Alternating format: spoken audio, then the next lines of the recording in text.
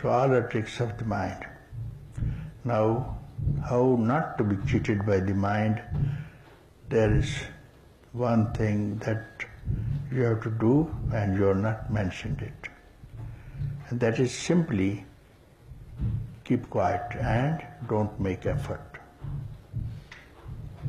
You are always, what you mention is making effort, but you are requested not to make any kind of effort and keep quiet.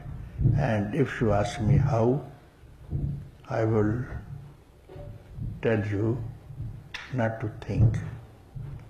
If you ask me how not to think, then I will suggest find out where the thinking arises from. Means where the thought arises from. You turn your face towards that, not the object of the mind, but from where the mind arises from. And there's no difference between mind and thought. Mind is bundle of thoughts.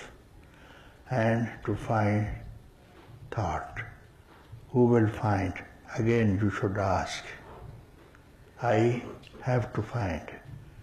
There is no difference between thought and I. I rises, thought rises. Thought rises, mind rises.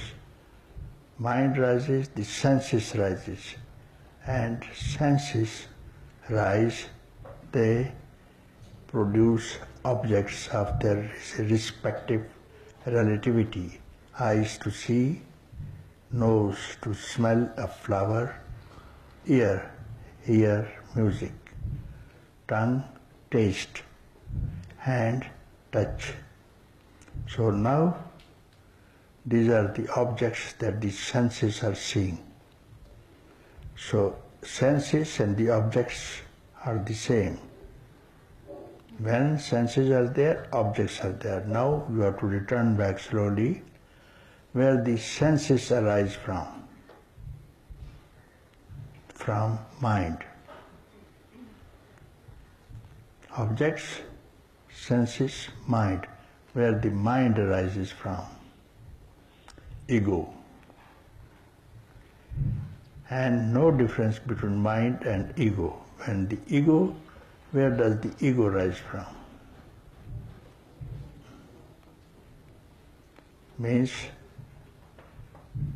I. I rises, ego rises, mind rises, senses rises, objects rise. Now where does this I rise from? That you have not stated. Look towards the place where I will just rise from. Pick it up.